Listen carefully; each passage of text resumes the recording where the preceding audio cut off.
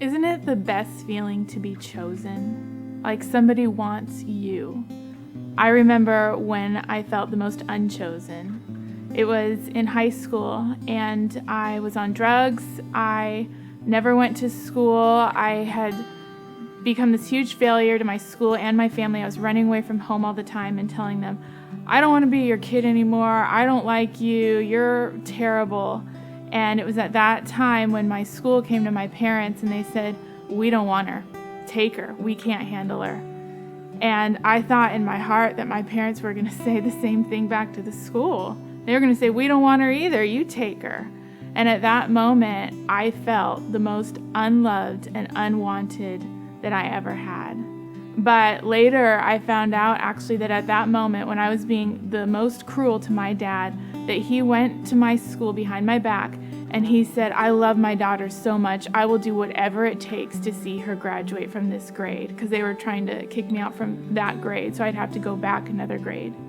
And when I learned that, I felt so loved, because it wasn't like I was being loved because of anything good I had done, but in my lowest moment, my dad came and said, she's my daughter, I love her, I'll do whatever it takes.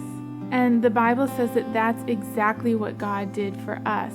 At the moment that we were at our lowest is when he chose us. Imagine the time when you had done the worst thing you could think of and stay there. The Bible says that it was at that moment that God sent Jesus to die for you, that while we were yet sinners, Christ died for us. So this proves God's love. And I want you to imagine using this baby, that this is you. I know maybe it's a stretch, but imagine that this baby's you and you're in an orphanage and you've seen all these other parents come and pass you by. And maybe you have some, or you feel like you have some special defect or just unwanted for whatever reason. All these people pass you by. That's how we feel inside with our hearts, that people have passed us by because of some defect. But then God comes and he's like the richest parent that comes into the orphanage, and he comes in and pretend that this fur coat demonstrates like his love, and really it demonstrates him giving up his own son, Jesus.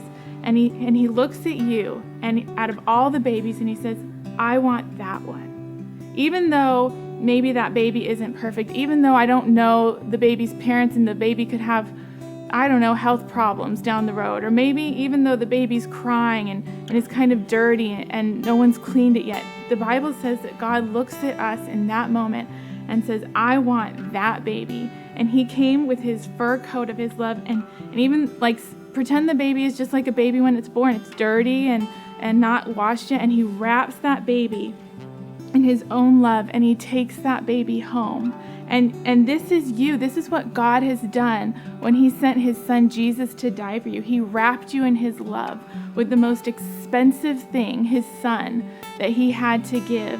And so I want you to know that if anything happens in life from this point on, because God's going to take you home and you're going to grow up in his house, and maybe you feel like, well, will God leave me if I do something wrong? Or what if I'm not perfect? Well, God chose you at the time when you weren't perfect. And he gave you the thing that was closest to his heart, his son. And so if anyone ever tries to come and take that coat off of you, or if you think, I'm not worthy of this coat, God's going to say, I gave you this coat myself, and I'm never going to take it back. Just like my dad went to bat for me when I was at my lowest, God will go to bat for you until the end of time. He will never let you go once he's put the sacrifice of his son Jesus on you.